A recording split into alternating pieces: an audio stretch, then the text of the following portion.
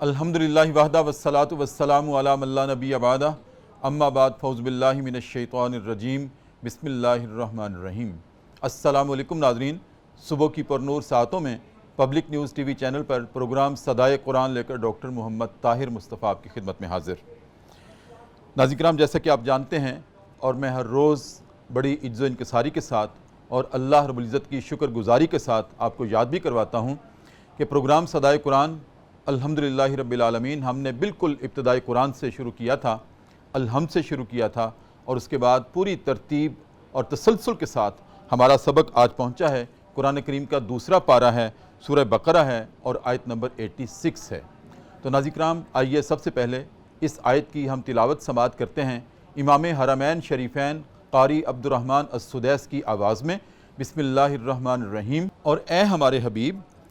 اگر آپ سے میرے بندے میرے بارے میں سوال کرتے ہیں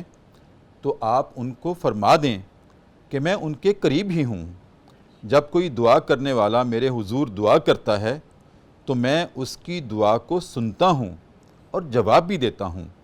بس انہیں چاہیے کہ میرے حکم کو بجا لائیں اور مجھ پر یقین رکھیں تاکہ وہ راہ راست پر آ جائیں۔ ناظرین کرام، یہ آج سورہ بقرہ کی آیت نمبر 186 پر مبنی ہمارا سبق ہے۔ اس مختصر سے سبق میں ہمارے لیے بہت جامع اسباق ہیں۔ سب سے پہلے تو ناظرین کرام، اللہ رب العزت نے ہمیں ایک بہت امید افزا پیغام دیا ہے آج کے سبق میں کہ میرے بندو، اگر میں تمہیں نظر نہیں آتا، یہ میری شان ہے، تو یہ مت سمجھنا کہ میں تم سے دور ہوں۔ ناظرین کرام، اللہ رب العزت نے ہمیں ایک نا امیدی اور مایوسی کی کیفیت سے نکال کر ایک امید کی کیفیت میں لانا چاہا ہے کہ میرے بارے میں کوئی یہ گمان نہ کرے کہ میں تم سے دور ہوں۔ لوگو سن لو، میں تمہاری شاہرگ سے بھی زیادہ ہوں۔ نحن اقرب الیہ من حبل الورید، میں تو تمہاری شاہرگ سے بھی زیادہ ہوں، قریب ہوں۔ ناظرین کرام، جب انسان اللہ سے دعا مانگتا ہے، پکارتا ہے اس کو، تو بعض اوقات ایسا ہوتا ہے کہ انسان جو چاہتا ہے اپنی جبلت کے لحاظ سے اس کی خواہش ہوتی ہے کہ وہ اسی وقت پورا ہو جائے، لیکن ناظرین کرام میں عرض کیا کرتا ہوں کہ یہ دنیا ہے، یہ دارالعمل ہے۔ یہاں ممکن نہیں ہے کہ انسان جو چاہے، جو دعا کرے اور جو اس کی خواہش اور مرضی ہو وہ اسی وقت پورا ہو جائے، ایسا یہاں نہیں ہوگا۔ اس کے لیے اللہ نے ایک مقام طے کر رکھا ہے اور وہ مقام جنت ہے، جہاں پر انسان جب جو چاہے گا اسی وقت پورا کر دیا جائے گا، اسی وقت اس کی خواہش کی تکمیل کر دی جائے گی۔ لیکن ناظرین کرام، یہاں پر ایسے ہوتا ہے کہ اللہ رب العزت نے یہ چاہا ہے کہ انسان جس بات کی آرزو کرتا ہے، جس بات کی خواہش کرتا ہے، جس بات کی طلب کرتا ہے، پہلے ہم نے جو اس کو اختیار دیا ہے اس کے مطابق وہ اس کے حصول کے لیے جد و جہد تو کرے، کوشش تو کرے، اور کوشش کرنے کے بعد نتائج میرے سپرد کر دے، اور میرے سپرد کرنے کے بعد بس پھر وہ مجھ سے آس لگا لے۔ یہ نہیں ہے کہ جو اس نے چاہا ہے، جو اس نے مانگا ہے، جو اس نے سوال کیا ہے، جو اس نے دعا کی ہے یا جو مجھے پکارا ہے، میں نے اسے نظر انداز کر دیا ہے۔ ایسا نہیں ہے، میں نے سب کچھ سنا ہے اور سب کچھ میں سنتا ہوں۔ لیکن ناظرین کرام، اللہ رب العزت یہ پیغام دینا چاہتا ہے کہ جب بہتر ہوتا ہے میں اس کے نتائج اپنے بندے کے سامنے تب لاتا ہوں، لیکن بندے کی چونکہ عقل، فہم، فراست وہ محدود ہے، وہ سمجھتا ہے کہ شاید میں نے سنا نہیں ہے، شاید میں اس سے دور ہوں۔ وَإِذَا سَأَلَكَ عِبَادِي أَنِّي فَإِنِّي قَرِيب، اے میرے حبیب، جو میرے بارے میں آپ سے پوچھتے ہیں کہ اللہ کہاں ہے، وہ ہماری سنتا کیوں نہیں ہے، تو ان کو آپ فرما دیں اللہ بہت قریب ہے تمہارے، وہ تمہاری سنتا ہے۔ لیکن بعض اوقات ناظرین کرام، ہم اللہ سے دعا جو مانگتے ہیں نا، وہ بہت بے دلی سے مانگتے ہیں۔ اللہ چاہتا ہے کہ اس سے جب مانگا جائے تو پوری تڑپ کے ساتھ مانگا جائے، پوری رقت اور خشیت کے ساتھ مانگا جائے، پوری امید کے ساتھ مانگا جائے، تو پھر اللہ عطا کرنے پر مجبور ہو جاتا ہے، پھر اس کی رحمت جوش میں آتی ہے۔ پھر بعض اوقات ہم ایسے بھی کہتے ہیں میں نے ابھی مانگا تھا ابھی پورا ہو گیا، ابھی مل گیا.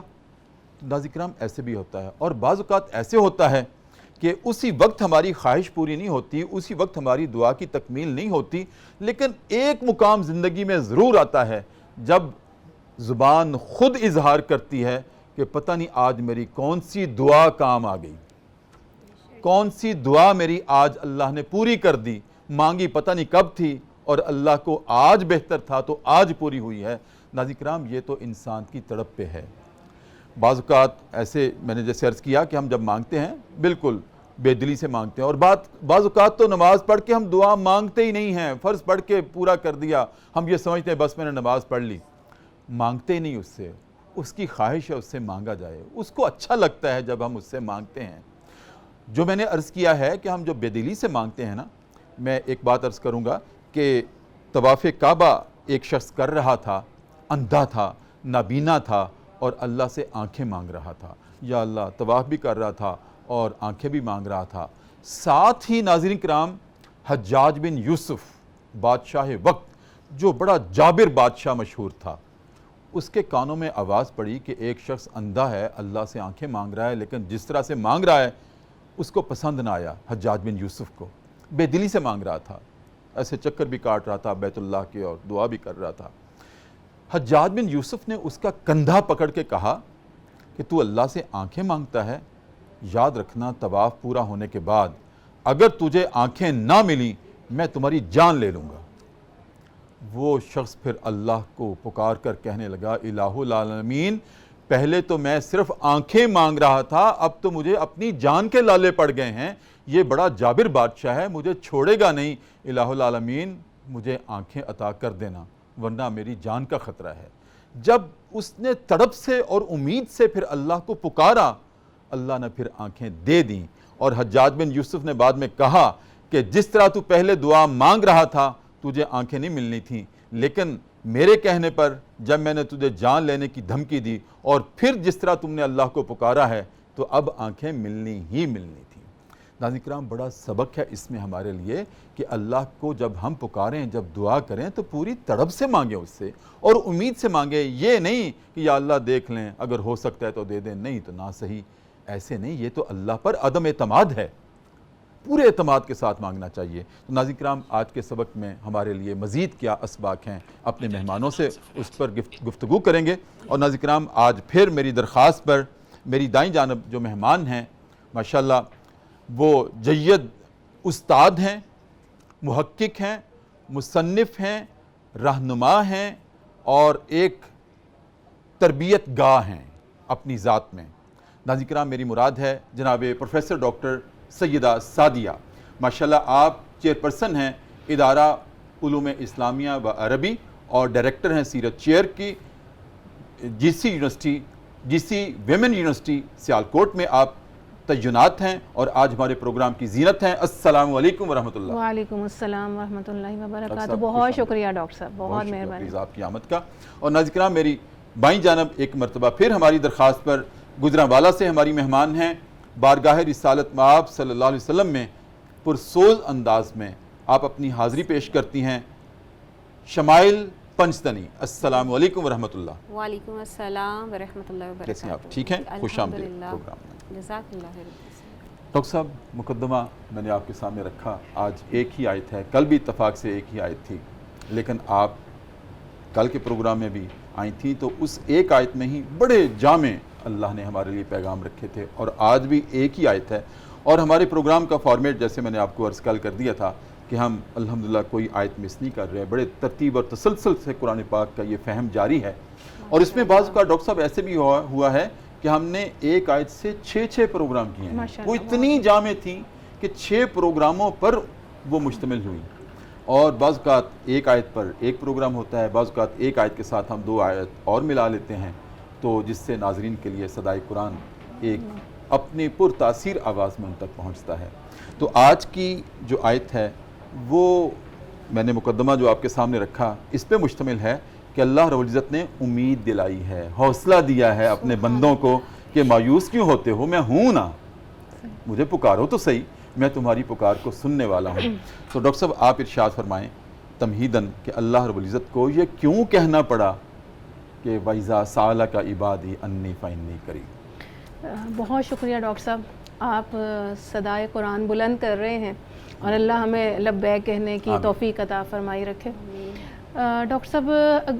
گزشتہ آیت جو تھی یعنی ماقبل آیت جو ہے اس کے ساتھ بھی مفسرین نے اس کی نسبت بیان کی ہے کہ اس میں جو بات کی گئی کہ وَلِتُكَبِّرُوا اللَّهَ عَلَى مَا هَدَاكُمْ وَلَعَلَّكُمْ تَشْكُرُونَ، اور ساتھ ہی یہ کہا یعنی اللہ کی کبریائی اور بڑائی بیان کرو اور اس کا شکر ادا کرو۔ ساتھ یہ کہا کہ وَإِذَا سَأَلَكَ عِبَادِي عَنِّي فَإِنِّي قَرِيبٌ، کہ یہ میرے بندے میرے بارے میں سوال کرتے ہیں، کیونکہ کچھ مفسرین اس آیت کا جو شان نزول بیان کرتے ہیں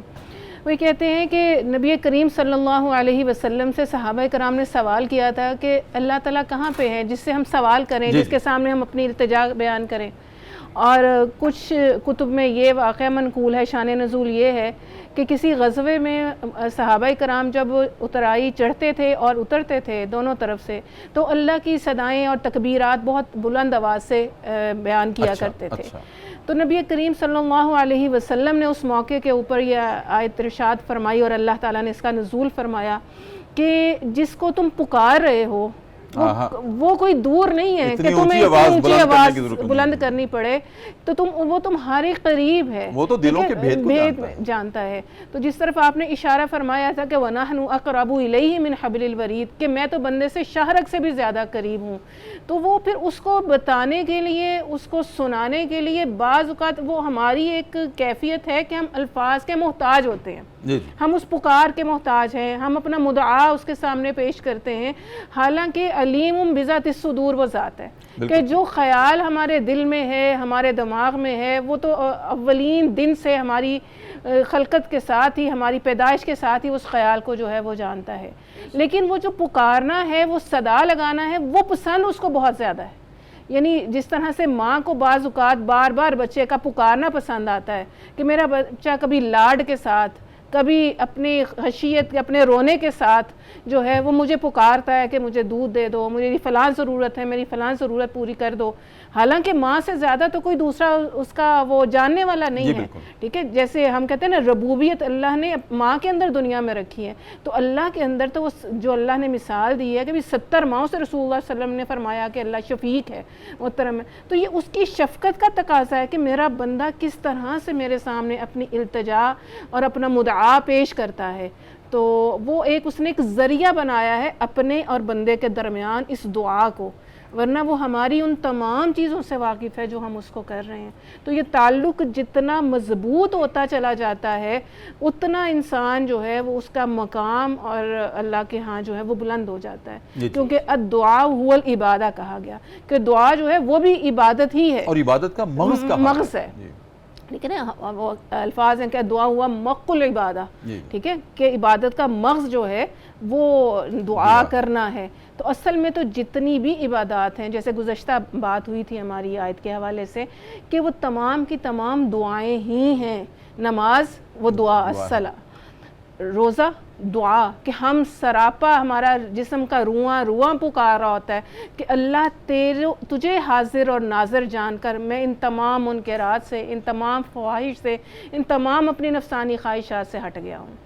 تو اسی طرح سے لیکن پھر بھی اللہ چاہتا ہے کہ اپنے لبوں سے ہم اس کو پکاریں، وہ جانتا ہے سب کچھ، میری خواہش ہے جو میرے دل میں ہے، لیکن وہ چاہتا ہے کہ مجھے پکارا جائے۔ الفاظ کا وہ اظہار پسند ہے نا، اور جس طرف آپ نے ابھی اشارہ فرمایا تھا کہ ہم بار بار جو ہے اس کو پکارتے ہیں، تکرار ہے، صدا ہے، تو کبھی ایک صدا کے اوپر دروازہ نہیں کھلتا، کبھی دوسری صدا کے اوپر کھلتا ہے، کبھی ہم اپنی کسی دوسری توجہ کی طرف ہوتے ہیں، کام کی طرف، تو وہ جو گلی میں سے صدا لگانے والا ہے نا، فقیر جو ہے، وہ جتنا کنٹینیوٹی کے ساتھ لگاتا چلا جاتا ہے تو اتنی ہماری توجہ بھی اس کی طرف ہوتی چلی جاتی ہے، تو پھر ہم اپنا دروازہ کھولتے ہیں، اس کے کشکول میں کچھ چیز ڈال دیتے ہیں، تو بعض اوقات وہ فوراً ڈل جاتی ہے، بعض اوقات اس میں کچھ تاخیر ہو جاتی ہے، تو جیسے ہی ہم آگے چلتے ہیں تو انشاءاللہ تعالیٰ اللہ نے انسان کو اپنی صفات پہ پیدا کیا ہے نا، اس صفات کا اظہار چاہا ہے، جیسے اللہ بھی چاہتا ہے کہ میرے بندہ مجھے اپنے منہ سے پکارے، اس کو اچھا لگتا ہے، جیسے ماں کو بھی اچھا لگتا ہے کہ ایک دفعہ مجھے کہے تو صحیح، میری تو جان بھی قربان ہے،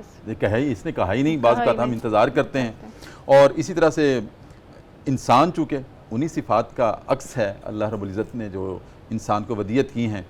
تو میں نے ایک پروگرام میں یہ تذکرہ کیا تھا کہ نبی کریم صلی اللہ علیہ وسلم ایک صحابی کے گھر میں گئے،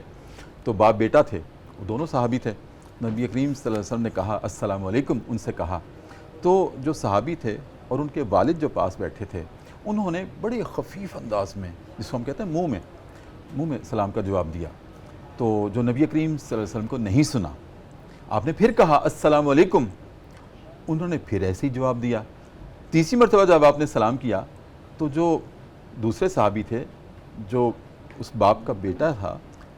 انہوں نے کہا اپنے والد سے کہ ابا جان، نبی کریم سلام کر رہے ہیں، آپ جواب کیوں نہیں دے رہے؟ وہ کہتے ہیں میں جواب دے رہا ہوں،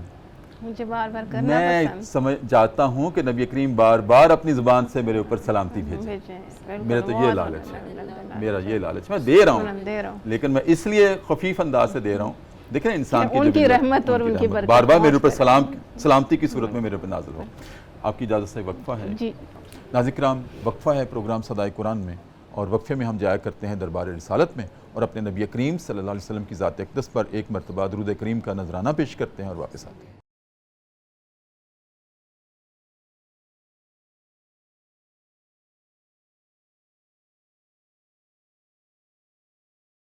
وقفے کے بعد ناظرین کرام دوبارہ آپ کی خدمت میں حاضر، صبح کی پر نور سے آتے ہیں، پبلک نیوز ٹی وی چینل ہے، ہمارا پروگرام ہے صدائے قرآن، اور آج الحمدللہ رب العالمین پوری ترتیب اور تسلسل سے ہمارا سبق پہنچا ہے سورہ بقرہ کی آیت نمبر 186 پر،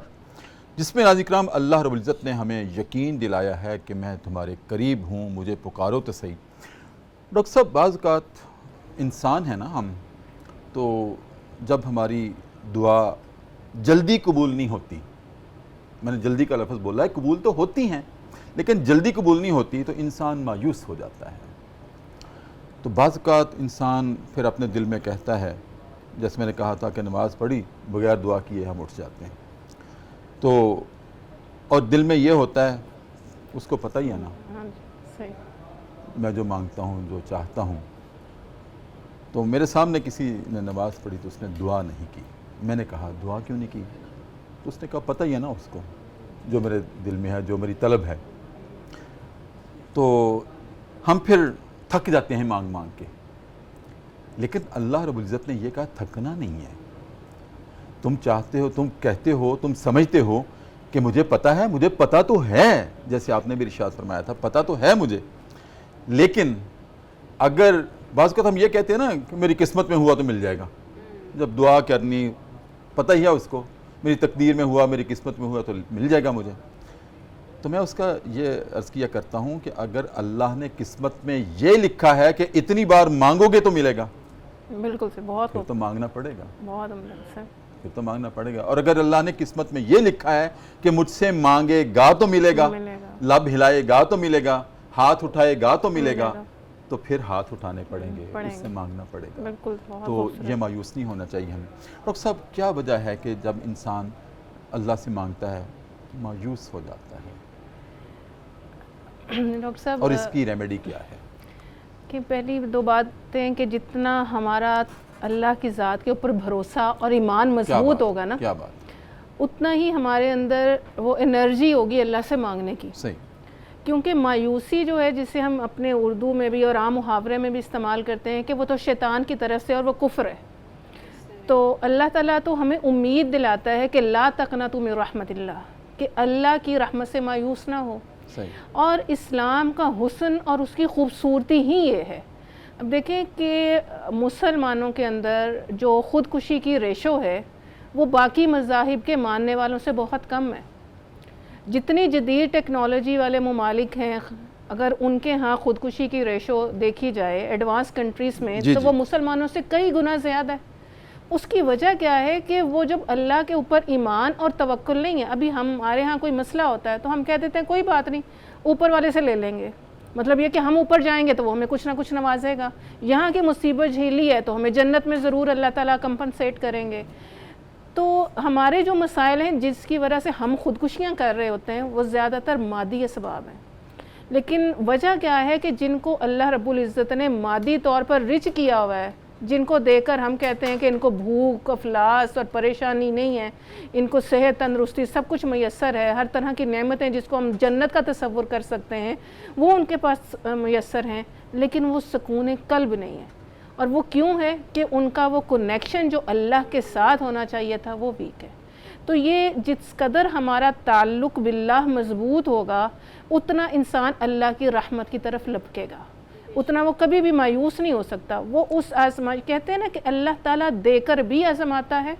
اور لے کر بھی آزماتا ہے۔ جب وہ اپنی نعمت دیتا ہے تو وہ شکر کے ذریعے سے آزماتا ہے کہ یہ جو نعمت میں نے دی ہے آیا اس نعمت کا یہ شکر بھی ادا کر رہا ہے یا نہیں، اور جب وہ لے کر آزماتا ہے تو پھر وہ صبر کے ذریعے سے آزماتا ہے کہ آیا یہ نعمت میں نے اس سے چھین لی ہے اور اس موقع کے اوپر کیا ہے۔ تو وہ تو دونوں طرح سے نبی کریم صلی اللہ علیہ وسلم کا کیا فرمان ہے کہ بندہ مومن ہر دو حال میں خیر سے خالی نہیں ہوتا۔ جی بالکل، کیونکہ جب اس کو آزمائش آتی ہے تو اگر وہ نعمت کی وجہ سے آتی ہے، نعمت میسر ہے تو وہ شکر ادا کرتا ہے تو اجر پاتا ہے، اگر وہ نعمت چھین لی جاتی ہے صبر کرتا تو ہے صبر کرتا ہے تو پھر اجر پاتا ہے۔ نبی کریم کی حدیث ہے کہ میں چاہتا ہوں کہ مجھے ایک دن کھانا ملے اور ایک دن میں فاقہ رہے میرے ساتھ، کیونکہ وہ کہتے ہیں آپ کا فرمان ہے کہ جب مجھے کھانا ملے تو میں اللہ کا شکر ادا کروں، اور جب فاقہ ہو تو میں اس کے سامنے گریہ زاری کروں اور صبر کا اظہار کروں۔ اولی بات کہ دونوں پیرایوں سے، دونوں زاویوں سے اللہ نے انسان کے لیے اپنی رحمت کے دروازے کھولے ہوئے ہیں۔ تو اب یہ جو بات تھی آپ کی کہ انسان چاہتا ہے کہ فوراً پورا ہو جائے، تو وہ انسانی فطرت ہے، فطرت کا تقاضا ہے، کیونکہ اللہ رب العزت نے خود فرمایا کہ وَقَانَ الْإِنسَانُ عَجُولًا، کہ انسان کو تو جلد باز پیدا کیا گیا ہے۔ تو ہم چاہتے ہیں کہ ادھر ہمارے ہاتھ اٹھے ہیں اور ادھر وہ ہماری دعا جو ہے وہ قبول ہو جائے۔ یہاں پر بھی ڈاکٹر صاحب اللہ رب العزت کی شفقت کا معاملہ ہے۔ سبحان اللہ۔ دیکھیں جس طرح سے ایک بچہ جو ہے نا وہ ہمیں یہ کہے کہ یہ میں نے آگ پکڑنی ہے ہاتھ میں، تو ماں اس کو آگ پکڑا نہیں دیتی، ماں اس کی توجہ کوئی اور نعمت دے کر اس کو اس طرف کر دیتی ہے، ٹھیک ہے؟ تو اس لیے وہ چاہتا ہے انگارہ دیکھ کر روشنی دیکھ کر کہ میں اس کو کر لوں، تو ماں جو ہے وہ اس کو توجہ کسی اور طرف مبذول کروا دیتی ہے، کبھی کوئی چاکلیٹ دے کر، کوئی آئس کریم دے کر، کچھ اور کھیلنے کو دے کر، تو وہ توجہ دوسری طرف ہو جاتی ہے۔ تو کیونکہ اس کو پتہ ہے کہ اس میں بچے کی خیر کس میں ہے، تو بعض اوقات وہ جو چیز ہم طلب کر رہے ہیں اس میں ہماری خیر نہیں ہے، اور وجہ کیا ہے کہ جو میرا اور آپ کا جو ویژن ہے وہ اس چار دیواری تک، اس کمرے تک محدود ہے، اور اللہ کا جو ویژن ہے وہ تو لامحدود ہے۔ وہ سمجھتا ہے کہ جو چیز میں طلب کر رہی ہوں وہ اس میں آج میرے لیے خیر نہیں ہے، کل خیر ہے، تو وہ کل عطا کر دے گا۔ تو وہ شفقت اور محبت کا عنصر اس قدر غالب ہے اللہ کے لیے کہ وہ جو دعا کی وہ ہے نا کہ تین طرح سے قبول ہوتی ہے، تین صورتوں میں، یا فوری اگر بہتر ہے تو وہ فوراً اللہ نے عنایت کر دینی ہے، اگر وہ فوراً بہتر نہیں ہے تو اس کو تب تک ٹال دینا ہے جب تک وہ ہمارے لیے بہتری ہے۔ اور تیسری چیز کیا ہے کہ وہ ہمیں وہ تو نہیں دینا، اس کے آلٹرنیٹ کچھ دے دینا ہے۔ اور بعض آخری بات کیا ہے کہ اس کو جمع کر لینا ہے ہمارے اکاؤنٹ میں اخروی، اور کہتے ہیں کہ قیامت کے دن جب ہمارے نامہ اعمال تول دیے جائیں گے تو کچھ بہت بڑے بڑے پہاڑ نظر آئیں گے، تو انسان پوچھے گا کہ یہ پہاڑ کس چیز کے ہیں، تو کہیں گے یہ تمہاری وہ دعائیں تھیں جو تم نے مانگی تھی، قبول نہیں ہوئی، آج نیکیوں کا پہاڑ ہے۔ تو انسان چاہے گا کہ کاش میری دنیا کی کوئی دعا قبول نہیں ہوتی اور آج مجھے یہ نعمتیں یہ نیکیوں کی صورت میں جو مل جاتی کہ جس دن انسان ایک ایک نیکی کے لیے جو ہے وہ ترسے گا۔ تو یہ وہ ہے کہ ہمیں اللہ کے اوپر پورا توکل اور ایمان رکھ کر اور اسی خشیت اور کے ساتھ مانگے جائیں، جتنا توکل اس کی ذات کے اوپر ہوگا نا اتنا ہی وہ قبولیت کی طرف راہیں ہموار ہوں گی۔ ہمارا آپس کا تعلق جو ہے نا ڈاکٹر صاحب،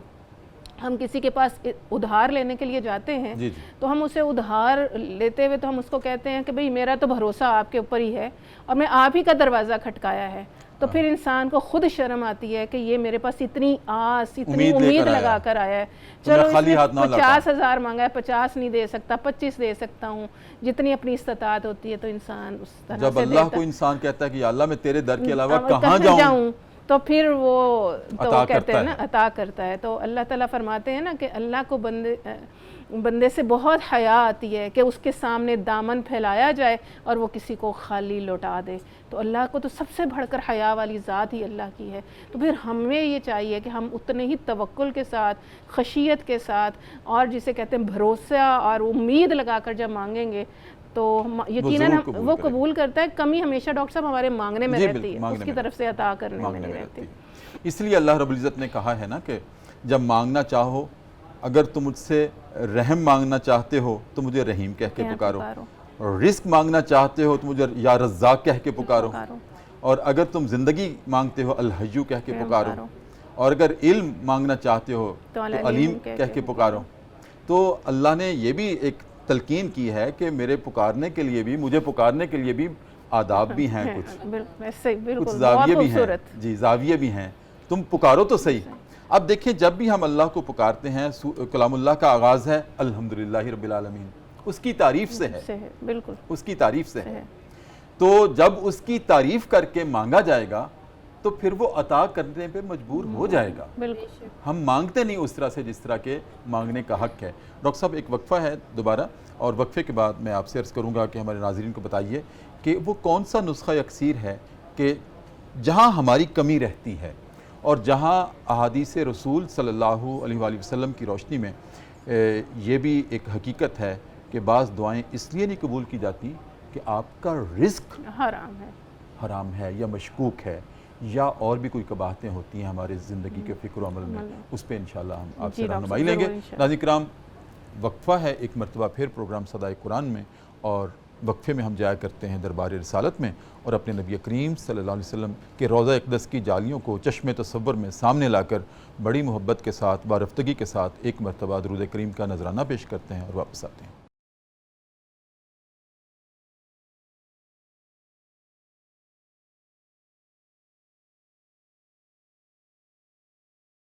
وقفے کے بعد ناظرین کرام دوبارہ آپ کی خدمت میں حاضر. صبح کی پر نور سے آتے ہیں, پبلک نیوز ٹی وی چینل ہے, ہمارا پروگرام ہے صدائے قرآن, اور آج ہمارا سبق ہے سورہ بقرہ کی آیت نمبر 186, جس میں اللہ رب العزت نے ارشاد فرمایا ہے کہ میرے بندے,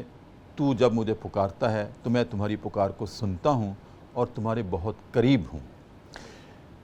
ڈاکٹر صاحب, رد دعا کے اسباب کیا ہیں اور دعا کی قبولیت کی شرائط کیا ہیں؟ میں نے 1 in 2 کر دیا, تو ارشاد فرمائیں. ڈاکٹر صاحب, یہ جو جس طرف آپ نے توجہ دلائی ہے اور نشاندہی کی ہے, یہ بہت اہم پہلو ہے, کیونکہ بعض اوقات ہم تواتر کے ساتھ دعا مانگ رہے ہیں, ہمارے ہاتھ اللہ کے سامنے اٹھے ہوئے ہیں, لیکن ہماری دعا قبول نہیں ہوتی, اور ہم یہ کہتے ہیں کہ اتنی دفعہ مانگا اور دعا جو ہے وہ رد ہو جاتی ہے, پتہ نہیں کیا وجہ ہے. تو ہم اس طرف تو توجہ کر رہے ہوتے ہیں لیکن رد دعا کے اسباب نہیں جان رہے ہوتے. بالکل ٹھیک. تو رد دعا کے اسباب میں سے جو ہے وہ لقمہ حرام کھانا بھی ہے,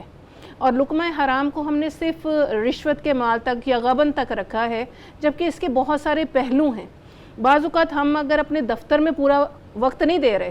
اور تنخواہ ہم پورے وقت کی لے رہے ہیں, تو وہ جو تنخواہ میری پورے وقت کی آنی ہے اس میں سے وہ جو وقت میں نے کم دیا تھا تو وہ بھی میرے حرام کی طرف مجھے لے کر جانے والا ہے. بالکل ٹھیک ہے, یہ آپ نے بڑی اہم بات کہی, بہت ہی اہم بات کہی ہے کہ جس وقت جو مجھے ذمہ داری سونپی گئی ہے, اگر میں اس ذمہ داری سے ڈیویٹ کرتا ہوں, مثال کے طور پر ایک استاد کو, آپ نے استاد کی بات کی, میں بھی استاد ہوں, اگر استاد کو یہ کہا گیا ہے کہ تم نے کلاس میں جا کے اپنے علم کو کنوے کرنا ہے تشنگان علم کے لیے, اگر میں وہاں جا کر یہ کہتا ہوں کہ آپ کتاب کھول کر سیلف اسٹڈی کر لیں, میں ذرا نوافل پڑھنا چاہتا ہوں, تو اس دوران میرے پڑھے گئے نوافل قبول نہیں ہوں گے. تو اب دیکھیں اس ٹائم کے لیے جو میری اسائن ٹاسک تھا وہ کیا تھا, کلاس میں رہنا تھا, نہ یہ دیانت داری تھی اور نہ ہی یہ میری ذمہ داری کا جو حصہ تھا. جی, تو اس لیے وہاں پہ جب عبادت قبول نہیں ہے تو اس ٹائم کی دعا کہاں سے ہماری قبول ہونی ہے. میں ذکر اذکار میں لگ جاؤں اور بچوں کو جو ٹائم دینا تھا وہ نہیں دیا, جو ٹائم تھا کہ اتنے آپ نے ورکنگ آورس پورے کرنے ہیں اس سے پہلے میں اٹھاتی ہوں, تو وہ ہے. تو یہ وہ توجہ ہمیں ان چیزوں کی طرف بھی جو ہے وہ کرنی چاہیے, اور اسی طرح سے ہمارے دستخط کے ذریعے سے کسی شخص کو جو ہے وہ حقدار نہیں تھا اس کو حق مل گیا، اور اس کے ذریعے سے ہمیں جو ہے وہ رزق اگر گھر میں آ گیا ہے، یا ہم نے آج کے دور میں پبلیکیشن کا ہے، یا میں کسی چیز کی حقدار نہیں تھی، میں نے وہاں پہ اپنا نام لکھوا دیا اور اس نام کے ذریعے سے، اس ڈیزگنیشن کے ذریعے سے مجھے کچھ چیزیں ملنا شروع ہو گئی، تو میں نے کبھی تصور ہی نہیں کیا کہ وہ حرام تھا جو مجھے انسینٹیو مل گیا، جو میری پرموشن ہو گئی۔ اسی طرح دوسرا ہے قطع تعلقی، کہ ہم نے قطع رحمی جو ہے اس کو کبھی ڈاکٹر صاحب اس طرف توجہ نہیں کی کہ صلہ رحمی جو ہے نبی کریم صلی اللہ علیہ وسلم نے کیا فرمایا کہ جو رزق میں اضافہ چاہتا ہے اور عمر میں اضافہ چاہتا ہے اسے چاہیے کہ وہ صلہ رحمی کرے۔ حضرت ابو ہریرہ رضی اللہ تعالی عنہ کا بہت خوبصورت واقعہ ہے کہ وہ ہر جمعرات کو جو ہے وہ درس حدیث دیا کرتے تھے، اور روایات میں آتا ہے نا کہ جمعرات کو جو ہے ہمارے نامہ اعمال اوپر پیش ہوتے ہیں، تو وہ درس حدیث دینے سے پہلے یہ کہا کرتے تھے باقاعدہ کہ تم میں سے کوئی شخص ایسا تو نہیں ہے کہ جس نے قطع تعلقی کی ہو، کسی سے قطع رحمی کی ہو، تو جاؤ پہلے جا کے اس کے ساتھ جو ہے وہ اپنا صلح کر کے آؤ، کہ یہ نہ ہو کہ اس کے بعد ہم دعا مانگیں تو دعا قبول نہ ہو۔ اللہ اکبر، اللہ اکبر۔ تو اب یہ جو توجہ ہے ہم لوگوں میں سے ہر شخص اپنے بھائی کے ساتھ، قطع رحمی سے مراد بھی آپ وضاحت کرتے ہیں کہ رشتہ داروں کے ساتھ، تو ہم میں سے ہر شخص جو ہے وہ ایک دوسرے سے کٹا پھٹا، الجھا ہوا، ناراض، منہ ادھر پھیرا ہوا ہم نظر آتے ہیں۔ تو او ینسالو فی اسرہ فلیصل رحمہ کے ساتھ یہ بھی کہا کہ رزق میں برکت بھی اور عمر میں برکت بھی۔ تو ہماری جو پریشانیاں ہیں، بیماریاں ہیں، تنگیاں ہیں، وہ کس وجہ سے ہیں، اس کی یہ وجہ بھی ہے۔ ایک اور بات آپ نے بڑی خوبصورت قطع کلامی ہوگی، میں واپس چاہتا ہوں، بریک میں جب ہم تھے تو اس وقت آپ آف کیمرہ بات کر رہی تھی کہ رد دعا کا ایک سبب یہ بھی ہے کہ جیسے ایک ڈاکٹر کے پاس مریض جاتا ہے تو وہ اس کے ساتھ کچھ ہدایات دیتا ہے، پرہیز بتاتا ہے۔ دیکھیں اسی طرح سے اب دیکھیں نا، ہم ڈاکٹر کے پاس گئے ہیں اور ڈاکٹر کو ہم نے اپنی بیماری بتائی ہے، تو ڈاکٹر نے کچھ دوا لکھ دی ہے اور کچھ پرہیز بتا دیا ہے۔ اب وہ جب ہم نے دوا تو کھا لی ہے لیکن ہم نے وہ پرہیز نہیں کیا تو دوا اثر نہیں کرے گی۔ تو اسی طرح سے اللہ رب العزت نے بھی ہمیں جو ہے وہ ان چیزوں کی طرف بھی، جہاں پہ دوا بتائی ہے کہ مجھ سے مانگو، رجوع کرو، وہاں پہ وہ پرہیز بھی بتایا ہے کہ وہ پرہیز کیا ہے، کہ تم رزق حرام سے بچو، تم قطع تعلقی سے بچو، تم توکل کے ساتھ میرے ساتھ آؤ۔ جتنی دعا اللہ کے اوپر بھروسے کے ساتھ، خشیت کے ساتھ، گڑ گڑا کر اس کے حضور عاجزی اور انکساری کے ساتھ مانگی جاتی ہے نا، اتنی ہی وہ جلدی جو ہے وہ قبولیت کی منازل جو ہے وہ طے کرتی ہے۔ اور اسی لیے کہا نا کہ سجدے میں جا کے دعا، کیونکہ جتنا انسان عاجزی کا اظہار کرتا ہے اتنا وہ مالک کہتا ہے کہ دیکھو اس نے میرے اختیار کو جانا ہے کہ میں کتنا بڑا قادر مطلق ہوں، میں اس کو دے سکتا ہوں۔ اس لیے یہ اپنی عارضی انکساری جو ہے وہ دکھا رہا ہے کہ میرے اللہ میں کچھ بھی نہیں کرنے والا، تو مجھے عطا کرنے والا ہے۔ تو پھر وہ اللہ رب العزت اپنی رحمت کے جو ہے وہ دروازے کھولتا ہے۔ بہت شاندار ڈاکٹر صاحب آپ نے بات کی ہے، میری خود آنکھوں میں آنسو آ گئے ہیں کہ اللہ رب العزت چاہتا ہے کہ سجدے میں مجھ سے مانگا جائے، اور سجدے میں مانگنے کی ایک فضیلت یہ بھی ہے کہ انسانی شخصیت کا سب سے بلند ترین مقام سر ہوتا ہے۔ جب وہ اس کو نیچے رکھ دیتا ہے تو اپنی جتنی بڑائی ہے اس کے سامنے وہ رکھ دیتا ہے، نیچے کر دیتا ہے، تو اللہ تعالیٰ پھر دینے پر مجبور ہو جاتا ہے کہ اس طرح میرے بندے نے مانگا، اپنی تمام بڑائی کو ختم کر دیا، اس کو لیس کر دیا ہے۔ اور دوسری بات یہ ہے کہ سجدے میں جب ہم جاتے ہیں تو ایسے ہی ہے جیسے روٹھی ہوئی ماں کو مناتے ہیں، تو بعض کا اس کے پاؤں میں پڑ جاتے ہیں نا، تو ماں بھی پھر تھپکی دے کے کہتی ہے اٹھ جاؤ بیٹا کچھ بات۔ ڈاکٹر صاحب اس میں نا جو ہمارا ایک کلچر ہے، دیہاتی کلچر یا جو بھی ہم یہاں کر لیں، اب اس میں دیکھیں کہ کوئی روٹھا ہوا ہوتا ہے نا تو اس کو منانے کے لیے بھی مرد کئی اپنی پگڑی رکھتے ہیں، کوئی اپنی چادر رکھتا ہے، عورتیں اپنے دوپٹے رکھتی ہیں، ٹھیک ہے، تو اس سے وہ چاہے پنچایت میں ہے چاہے وہ انفرادی ہے، تو اس سے وہ جو روٹھا ہوا ہوتا ہے جب انسان کو ترس آ جاتا ہے تو اس کو کیوں نہیں ترس آئے گا۔ آتا۔ ڈاکٹر صاحب بہت شکریہ، بہت رکت آمیز گفتگو ہو گئی،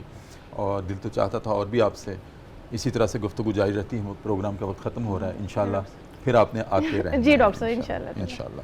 ناظرین کرام، بہت خوبصورت گفتگو ہوئی، رد دعا کے اسباب کیا ہیں اور دعا کی قبولیت کی شرائط کیا ہیں، خاص طور پر ابھی یہ گفتگو جاری تھی، تو وقت ہوا ہے ناظرین کرام اب ذکر صاحب قرآن کا۔ اور آج ذکر صاحب قرآن میں ناظرین کرام میں نبی کریم صلی اللہ علیہ وسلم کی ایک بڑی معروف حدیث آپ کے سامنے رکھنا چاہتا ہوں، اور آپ کا ارشاد یہ ہے، من رعا منکم منکرن فلیغیرہ بیدہ، معنی یہ ہیں کہ جو تم میں سے کسی برائی کو دیکھے تو اپنے ہاتھ سے روکے، فَإِن لَمْ يَسْتَطِعْ فَبِلِسَانِهِ، اور اگر اس کی استطاعت نہ ہو تو اپنی زبان سے روکے، فَإِن لَمْ يَسْتَطِعْ فَبِقَلْبِهِ هَذَا أَضْعَفُ الْإِيمَانِ، اگر اس کی بھی طاقت نہ ہو تو وہ اپنے دل میں برا جانے، اور یہ ایمان کا آخری درجہ ہے۔ ناظرین کرام، یہ نبی کریم صلی اللہ علیہ وسلم فدا کا امی و ابی آپ کی ایک مستند ترین حدیث ہے، لیکن ایک بڑی اہم بات آج آپ کے سامنے رکھنا چاہتا ہوں۔ جو میرے نبی کے دشمن ہیں یا جو میرے نبی کے دین کے دشمن ہیں، انہوں نے اس حدیث کو آڑ بناتے ہوئے ہمارے نبی کریم صلی اللہ علیہ وسلم پر اور ہمارے دین اسلام پر ایک بہت بڑا الزام یہ لگایا ہے کہ دیکھیں، پیغمبر اسلام نے کہا ہے کہ جب برائی کو دیکھو تو اپنے ہاتھ سے روکو، تشدد پر آمادہ کیا ہے۔ یہ ان کا قول ہے، میرے نبی کے دشمنوں کا، مستشرقین کا، دشمنان اسلام کا، دشمنان دین کا، دشمنان رسول کا۔ یہ کہنا ہے کہ نبی کریم صلی اللہ علیہ وسلم نے جب برائی کو دیکھ کر کہا کہ اس کو ہاتھ سے روکو۔ ناظرین کرام، یہ جو کہتے ہیں تشدد پر آمادہ کیا ہے، کاش وہ میرے نبی کی بات کو سمجھتے، کاش اس کی روح کو تو سمجھتے۔ انہوں نے بے دھڑک کہہ دیا۔ اس کا جواب ناظرین کرام میں یہ دوں گا کہ میرے نبی کے منہ سے نکلے ہوئے الفاظ وہ وہی ہیں۔ سورہ نجم کی آیت نمبر 3 اور 4 یہ اس کی وٹنس ہے، یہ اس کی شہادت ہے۔ وَمَا يَنْتِقُ عَنِ الْهَوَىٰ إِنْ هُوَ إِلَّا وَحْيٌ يُوحَىٰ، میرا نبی تو اس وقت تک اپنی زبان سے کوئی لفظ نکالتا ہی نہیں ہے جب تک کہ ہم پہلے وحی نہ کر دیں، پھر وہ اپنے لپس کھولتے ہیں، پھر وہ کوئی بات کہتے ہیں۔ تو اگر آپ نے یہ کہا ہے کہ جب تم برائی کو دیکھو تو اپنے ہاتھ سے روکو، تو اس کو سمجھو تو صحیح۔ ناظرین کرام، جب یہ طے ہے کہ وحی ایک وہ ہے جو قرآن ہے، اور ایک وحی وہ ہے قرآن کی وحی کے مطابق جو نبی کی زبان سے نکلا، دونوں وحی ہیں۔ جب ہم قرآن کی وحی کو سمجھنا چاہتے ہیں تو ہم اس کی حکمت کو سمجھتے ہیں، اس کے پرسپیکٹیو کو سمجھتے ہیں، اس کے شان نزول کو سمجھتے ہیں، اس کے وجہ نزول کو سمجھتے ہیں کہ یہ کس وقت اور کس ماحول میں یہ قرآن کریم کی آیت نازل ہوئی۔ اور جب نبی کی زبان سے نکلے ہوئے الفاظ ہیں، وہ بھی وحی ہیں، تو ہم اس کی حکمت کو کیوں نہیں تلاش کرتے کہ یہ کس پرسپیکٹیو میں نبی کریم صلی اللہ علیہ وسلم نے کہا ہے۔ جب نبی کریم صلی اللہ علیہ وسلم نے یہ ارشاد فرما دیا من رآ منکم منکرا فلیغیرہ بیدہ، اپنے ہاتھ سے روکو، تو ناظرین کرام آپ کو بھی عرض کر رہا ہوں اور دشمنان اسلام کو بھی مخاطب کر رہا ہوں، اس سے مراد یہ ہاتھ نہیں ہے، اس سے مراد طاقت ہے، اور طاقت کس کے پاس ہوتی ہے؟ ریاست کے پاس ہوتی ہے۔ کتنی امن پر مبنی، امن کے پیغام پر مبنی یہ حدیث ہے، یہ فرمان رسول ہے۔ اس سے زیادہ امن کا دائی پیغمبر اسلام کے علاوہ کوئی ہے کائنات میں؟ آپ نے ارشاد فرمایا ہاتھ سے روکو، ہاتھ سے مراد طاقت ہے، اور طاقت ریاست کے پاس ہوتی ہے، تو سب سے پہلی ذمہ داری برائی کو روکنے کی ریاست پر ٹھہرائی ہے آپ نے، وہ روکے۔ اگر ریاست کوتاہی کرتی ہے فَإِن لَمْ يَسْتَطِعْ فَبِلِسَانِهِ، تو اپنی زبان سے روکو۔ اب زبان کن کے پاس ہے؟ میرے پاس ہے۔ جو استاد ہے، روسٹم پہ کھڑا ہے، اس کے پاس ہے۔ جو ٹاک شوز میں دانشور بیٹھتے ہیں، ان کے پاس ہے۔ جن کی آواز منہ سے نکلے ہوئے الفاظ آن ایئر جا کر پوری عالم تک پھیل جاتے ہیں، وہ اس کی نشاندہی کریں، وہ روکیں اس کو۔ ان کو ذمہ دار ٹھہرایا ہے، علماء کو ذمہ دار ٹھہرایا ہے، خطباء کو ذمہ دار ٹھہرایا ہے، جو ممبر رسول پہ بیٹھتے ہیں ان کو ٹھہرایا ہے کہ وہ روکیں۔ اور اگر وہ بھی پہلو تہی کرتے ہیں، عامت الناس کے لیے تو پیغام یہ دیا ہے تم دل میں برا جانو۔ کہاں تشدد ہے یہاں پر؟ کہاں اکسایا ہے کسی کو؟ عام عوام کو تو، عامت الناس کو تو یہ پیغام دیا ہے بس تم دل میں برا جانو، تم نے سنیچ نہیں کرنا، تم نے ہاتھ نہیں اٹھانا، تم نے بالوں سے کسی کو گھسیٹنا نہیں ہے، تم نے تشدد نہیں کرنا۔ میرے نبی کی تو ساری 13 سالہ زندگی مکی دور پورے کا پورا عدم تشدد پر مبنی تھا۔ آپ نے سب کے ظلم سہل لیے، آپ نے کسی کو بالوں سے نہیں پکڑا، کسی کو سنیچ نہیں کیا۔ یہی تو نبی کا اسوہ ہے اور یہی تو آپ کا پیغام ہے۔ تو جتنے امن کے دائی پیغمبر اسلام ہیں کائنات میں اور کوئی شخص نہیں ہے، اور آپ کی زبان سے نکلے ہوئے الفاظ یہ حکمت پر مبنی ہیں۔ اس حکمت کو سمجھنے کی ضرورت ہے اور اس حکمت کا پیغام سمجھانے کی ضرورت ہے۔ کاش ہمیں یہ سمجھ آ جائے۔ ناظرین اکرام، اسی پر آج کا پروگرام صدائے قرآن ہم ختم کرتے ہیں۔ اپنے میزبان ڈاکٹر محمد طاہر مصطفیٰ کو اجازت دیجیے، اور اب میں گزارش کروں گا گجرانوالہ سے ہماری مہمان جو کہ بارگاہ رسالت مآب صلی اللہ علیہ وسلم میں اپنی حاضری پیش کرنے کے لیے آئی ہیں، شمائل پنجتنی، میں ان کو گزارش کروں گا کہ وہ کلام پیش کریں اور پروگرام کا اختتام فرمائیں۔ حضور میری تو ساری بہار آپ سے ہے،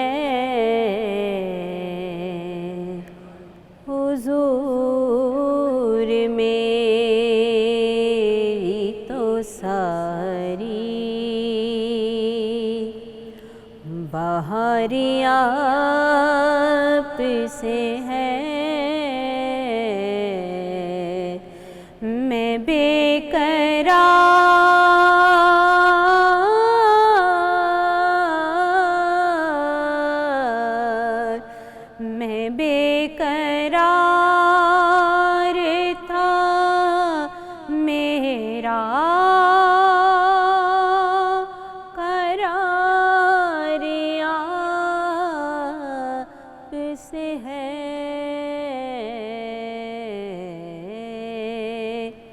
حضور میری تو ساری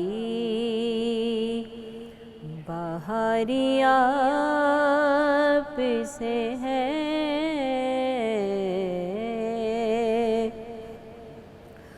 کہاں وہ عرض مدینہ، کہاں میری ہستی، یا رسول اللہ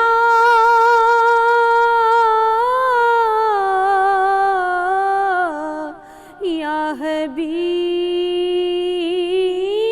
اللہ،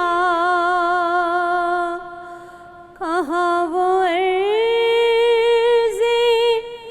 مدینہ،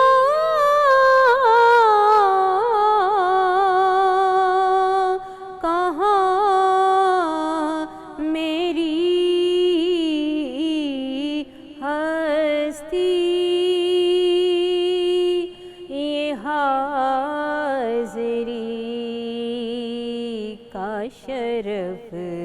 بار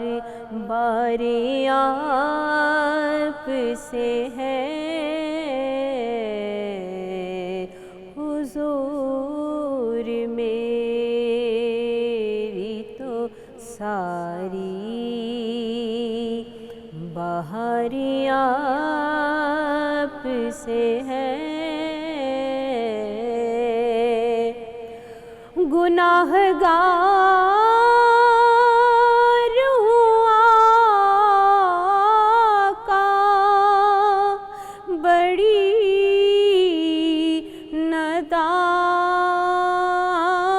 ندامت ہے،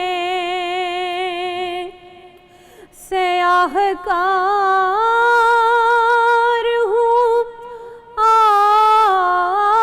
آقا، بڑی